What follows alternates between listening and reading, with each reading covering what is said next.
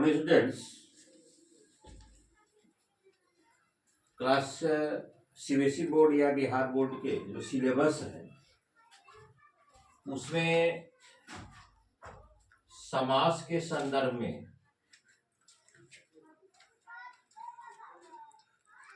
तीन या चार मार्क्स के प्रश्न पूछे जाते हैं।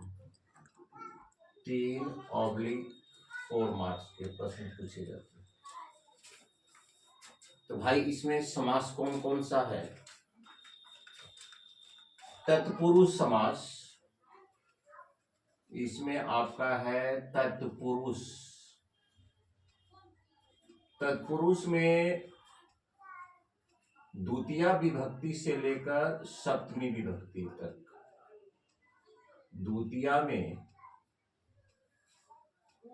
तत्पुरुष में द्वितीय से सप्तमी विभक्ति, द्वितीय से सप्तमी विभक्ति। और अव्ययभाव समास में खासकर जिसका पहला पद अव्यय होता है, अव्ययी भाव, अव्ययभाव समास में खासकर इसमें अनु, उप, सह,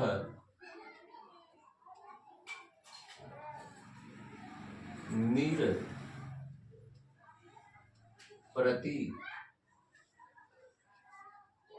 यथा। और एक समास और है आपका द्वंद्व। एक समास है आपका द्वंद्व। तो सबसे पहले मैं इसका संक्षिप्त परिचय दे देता हूं, उसके बाद आगे हम चलते हैं।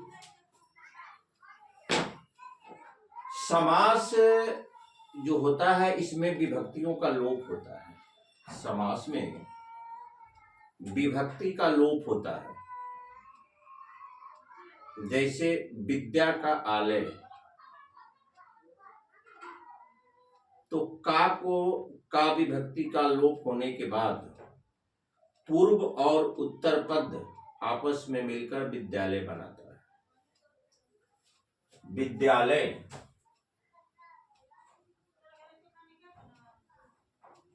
विद्या का आलय, विद्यालय, विद्या का आलय, इसको कहते हैं पूर्व पद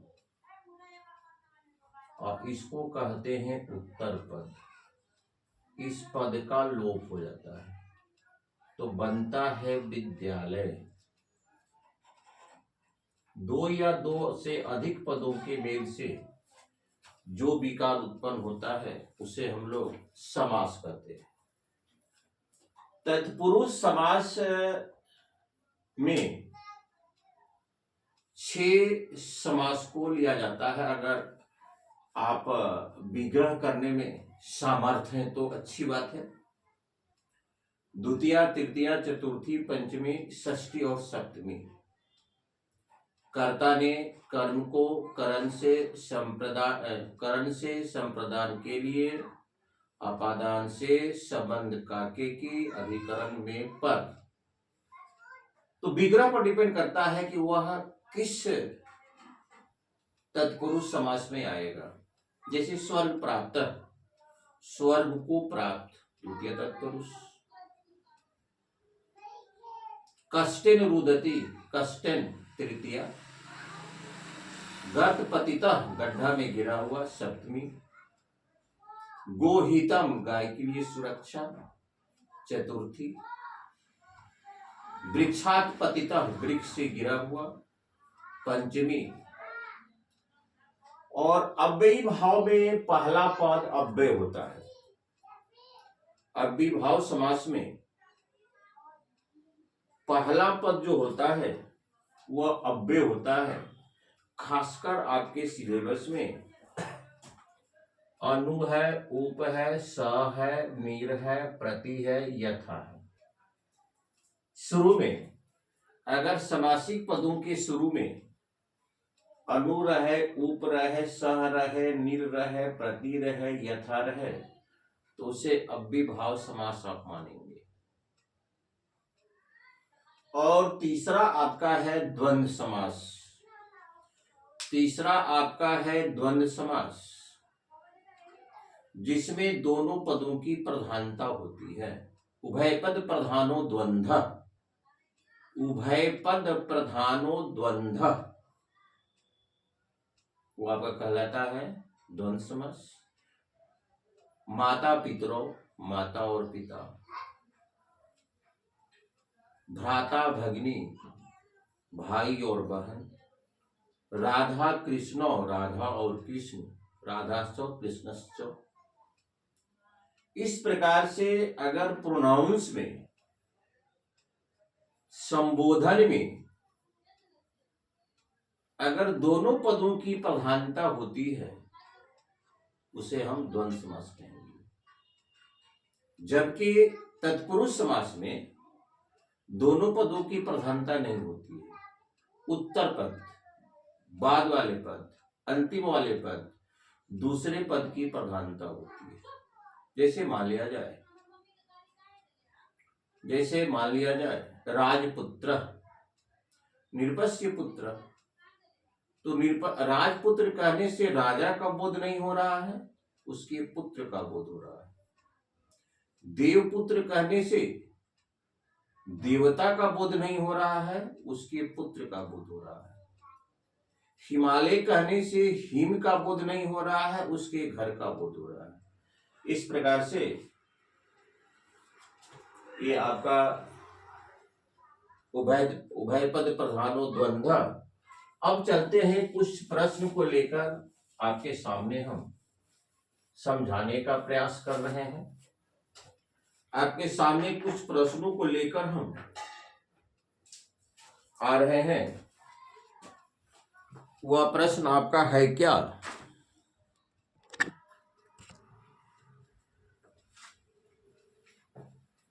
कुछ प्रश्नों को लेकर हम चल रहे हैं आपके सामने, तब आपको समझ में आएगा कि बोर्ड परीक्षा में किस प्रकार के प्रश्न को पूछे जाते हैं। बोर्ड परीक्षा में किस प्रकार के प्रश्न पूछे जाते हैं। तो बोर्ड परीक्षा में किस प्रकार के प्रश्न पूछे जाते हैं, इस संदर्भ में हम आप लोगों को बता रहे हैं। जैसे है बानरः, जैसे बानरः सिंहस्य, बानरः सिंहस्य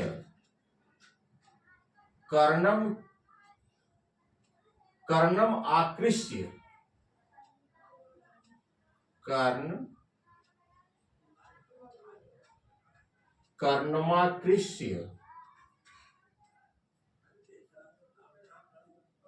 कर्णमाकृष्य पुनः वृक्षोपरि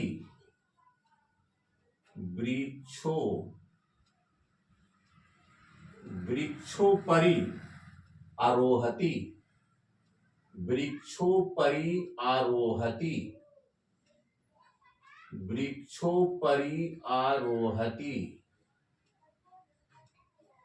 करा है। समास विग्रह करना है, रेखांकित शब्द का समास विग्रह करना है। इसका 4 विकल्प आपको दिया हुआ रहेगा। मानव ने सिंह के कान को मचोड़कर, ऐंठकर पुनः वृक्ष पर चढ़ता है, पुनः वृक्ष पर चढ़ गया। तो जो रेखांकित पद है उसका विग्रह करके उसको विग्रह करना है। तो वृक्षोपरि, वृक्ष के ऊपर, वृक्षोपरि, वृक्ष के ऊपर।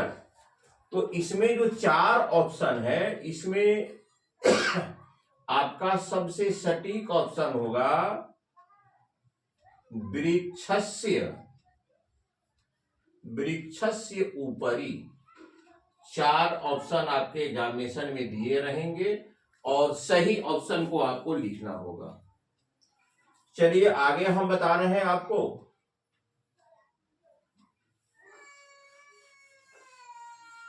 अब आगे हम प्रश्न के संदर्भ में चर्चा कर रहे हैं। प्रकृति माता, प्रकृति, प्रकृति माता सस्नेहम,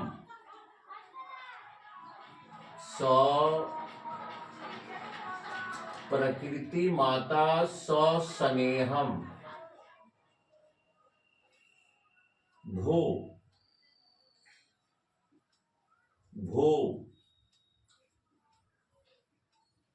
प्राणिन,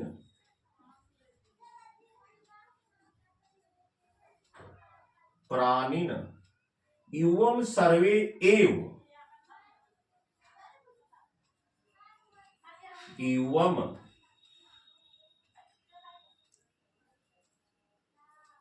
एवं सर्वे एव में संतति, संतति, संतति। रेखांकित शब्द का आपको विग्रह करना है। सह का अर्थ क्या होता है? सह स्नेहम, सह का अर्थ होता है सहितम, सह का अर्थ होता है सहितम, सह का अर्थ होता है सहितम माने साथ के अर्थ में, साथ के अर्थ में।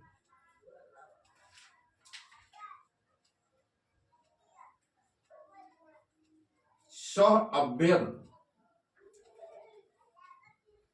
सह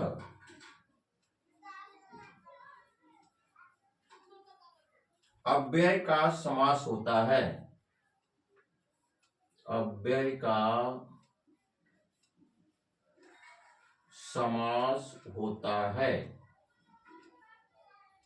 समास होता है। यहां प्रथम पद अव्यय है, यहां प्रथम पद अव्यय है, प्रथम पद अव्यय है एवं प्रधान है। इस समास में नपुंसक एक वचन प्रतीत होता है, एक वचन, एक वचन प्रतीत होता है।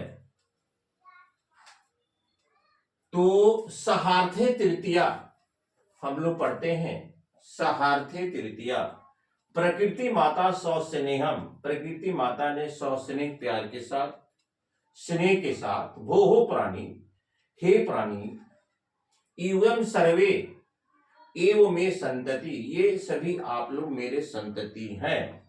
तो सस्नेहम, सह स्नेहम, सहार्थे तृतीया, सह शब्दों के योग में तृतीया विभक्ति लगती है। सहार्थे तृतीया हम लोग पढ़े हैं, स साकम सार्धम संयोगे तृतीया। तो यहां पर इसका जो विग्रह होगा, यह अंडरलाइन किया हुआ है क्वेश्चन, इसके 4 ऑप्शन दिए गए हैं। 4 ऑप्शन में से आपका सही होगा स्नेहन, स्नेहन सहितम। ये स्नेहन कहां से हुआ? स्नेहन कहां से हुआ? सहार्थे तृतीया से हुआ है। मतलब हुआ स्नेह सहित स्नेह के साथ, स्नेह सहित, स्नेह के साथ, तो भाई ये कहां से हुआ? तो सहार्थे तृतीया से हुआ। और हम लोग पढ़े हैं कि सहसाकम सार्धम संयोगे तृतीया। अब अगला हमारा प्रश्न है, अगला प्रश्न हमारा है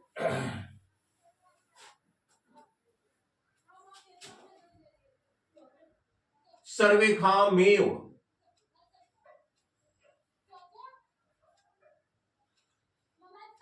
सर्वेषाम, सर्वेषामेव मत कृते, मत कृते महत्वम,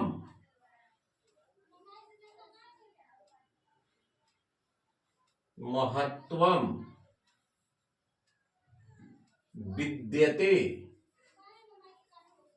महत्वम विद्यते सो समयम, सो समयम अंतिक्रम्य, अंतिक्रम्य, अंतिक्रम्य आपका अंडरलाइन है, सो समय अंतिक्रम का। इसका विग्रह में 4 ऑप्शन दिए गए हैं। तो अनति, अनतिक्रम्य का मतलब होता है उल्लंघन न करने के अर्थ में। अतिक्रमण, अतिक्रमण या उल्लंघन न करने के अर्थ में, उल्लंघन, अतिक्रमण या उल्लंघन न करने के अर्थ में, न करने के, न करने के अर्थ में, न करने के अर्थ में के साथ अर्थ में हम लोग क्या प्रयोग कर देते हैं? उसके साथ हम लोग प्रयोग कर देते हैं यथा, समय के अनुसार हम लोग इसमें प्रयोग कर देते हैं यथा। जहां देखिएगा सौ समयम अनतिक्रम्य, तो लिखिएगा इसके यथा समय, यथा समय, यथा समय शक्ति अनतिक्रम्य, यथाशक्ति। एक विग्रह अगर दिमाग में रखेंगे उसी प्रकार से जो भी देगा, यथाशक्ति, यथा समय, यथा संभव। अब हम लोग आगे चल रहे हैं, नेक्स्ट नंबर जो ऑप्शन है उसके बारे में देखिए। तो ऑप्शन में है यथा संभव है, यथा समयम है, उपसमयम है। आपका सही ऑप्शन होगा यथा संभव। अब हमारा प्रश्न है वाक्पटु,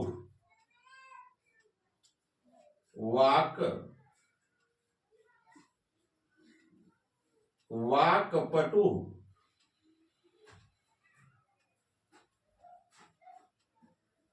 केनापि प्रकारेण,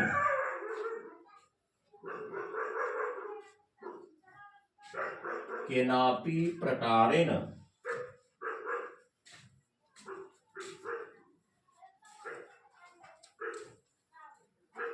परिभूयते, परिभूयते। आपका रेखांकन है वाक्पटु। वाक्पटु में, वाक्पटु का आपको विग्रह करना है।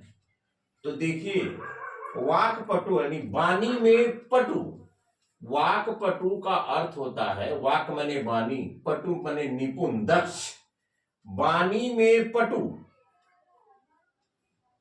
वाणी में, वाणी में पटु मतलब चतुर, वाणी में चतुर, वाणी में पटु, वाणी में चतुर। यहां पर देख रहे हैं सप्तमी विभक्ति का चिन्ह है, यहां पर सप्तमी विभक्ति का चिन्ह है। तो इसको विग्रह भाई, इसका सही विग्रह क्या होगा? वाक पटु वाणी में, वाणी में चतुर। तो इसका सही ऑप्शन क्या दीजिएगा? वाणी यानी वाच, वाच ये नपुंसक है। सप्तमी विभक्ति एक वचन में इसका क्या होगा? वाची, वाची पटु, वाणी में निपुण, इसका सही विग्रह होगा वाची पटु। उसके बाद है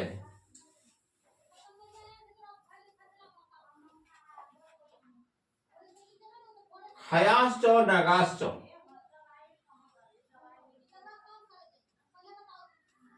हयाच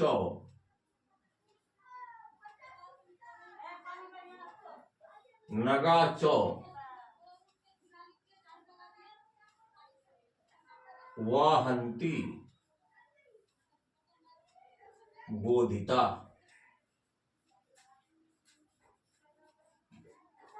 बोधिता इसमें अंडरलाइन है। हम लोग पढ़े हैं जिसमें दोनों पदों की प्रधानता होती है उसे द्वंद्व समास कहते हैं। इसका परीक्षा में कभी कल दे देता है चार्थे द्वंद्व, चार्थे द्वंद्व। कभी काल दे देता है सूत्र की व्याख्या करें चार्थे द्वंद्वे, जिस समास में दोनों पदों की प्रधानता होती है। चार्थे द्वंद्वे, चौ के अर्थ में, चौ के अर्थ में द्वंद्व होता है। चार्थे द्वंद्वे, चौ के अर्थ में द्वंद्व होता है। उभय पद प्रधानो द्वंद्वे, दोनों पदों की प्रधानता द्वंद्व कहलाता है। तो यहां पर देखिए इस सूत्र के अनुसार द्वंद्व समास में चौ के अर्थ में होता है प्रयुक्त। राधा कृष्णो, राधाश्चौ, कृष्णश्चौ। चौ यहां पर जो होता है यह एक प्रकार का संकेत सूचक है, ताकि आप इसका पहचान आप कर सकेंगे। जैसे हया नागो, घोड़े और नाग करते समय शब्द के आगे चौ लगाया जाता है, जो समासिक पद बनाते समय में संख्या के अनुसार वचन होता है। हयाचौ नागाचौ, हयाचौ नगाचौ।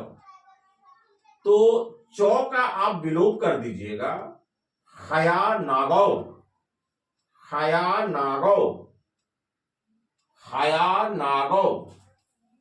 इसका समासिक पद बनेगा हया नागौ।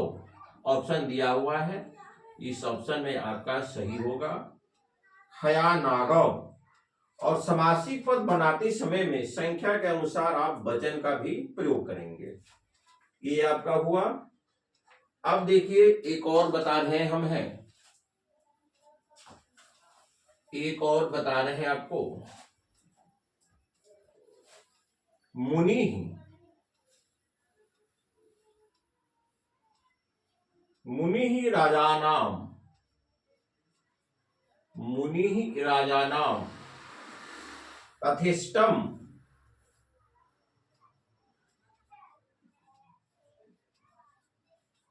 यथेष्टम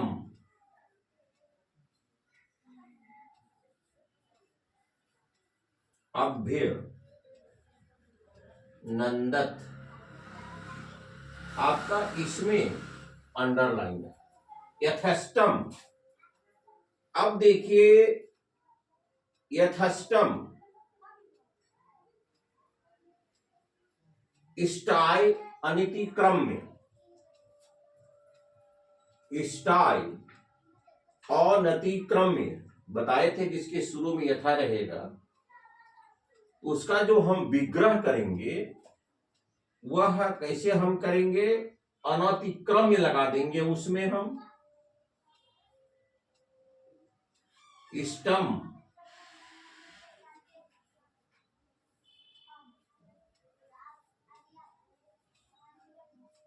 अनतिक्रम्य, इष्टम अनतिक्रम्य। कुशलव रामम,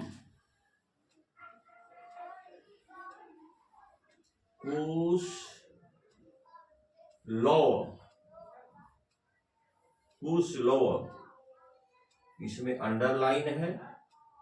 रामम प्रणमतः,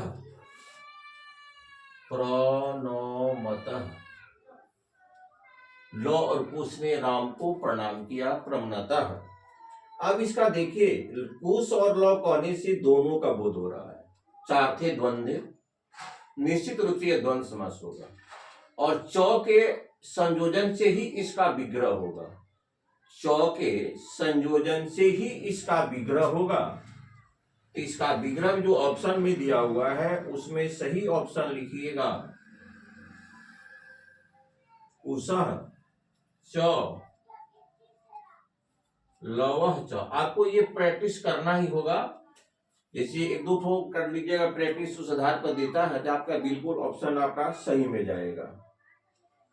स भारस्य वेदनाय क्रदन्ति अस्म,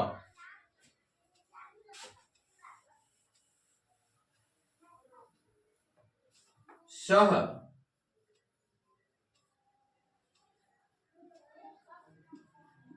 भारस्य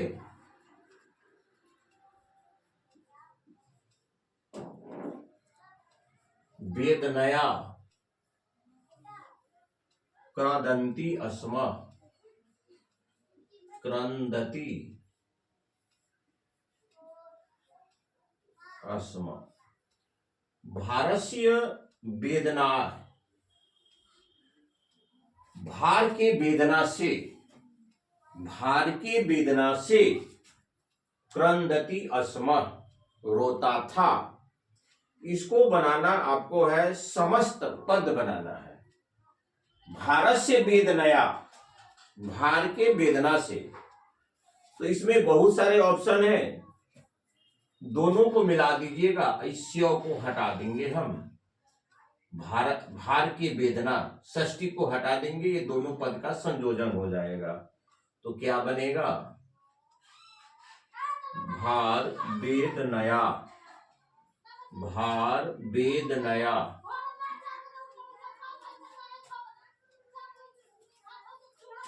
अब हमारा है रामः मृगस्य, मृगस्य पश्चात धावति, पश्चात धावति, पश्चात धावति, मृग के पीछे। अब देखिए, पूर्व पद प्रधानो अव्यय, पहला पद जो प्रधान होता है वह अव्यय कहलाता है। पहला पद अव्यय है, अनु, पश्चात अर्थ में, तो पद पश्चात में षष्ठी विभक्ति नपुंसक का प्रयोग, तो मृगस्य पश्चात, तो मृग पश्चात, इस दोनों को जोड़ देना है और इसको आपको हटा देना है। क्या लिखेंगे, आपका सही ऑप्शन है मृग पश्चात, मृग पश्चात। उसी प्रकार से व्याघ्रमारी, भाई व्याघ्रमारी में कौन सा समास है, बाघ को मारने वाली या बाघ को मारने वाला। तो उत्तर पद में कोई क्रिया अवश्य होती है, तो व्याघ्र संज्ञा है, अब मार्यती क्रिया, व्याघ्र मारी, व्याघ्र मारने वाली कौन, सा।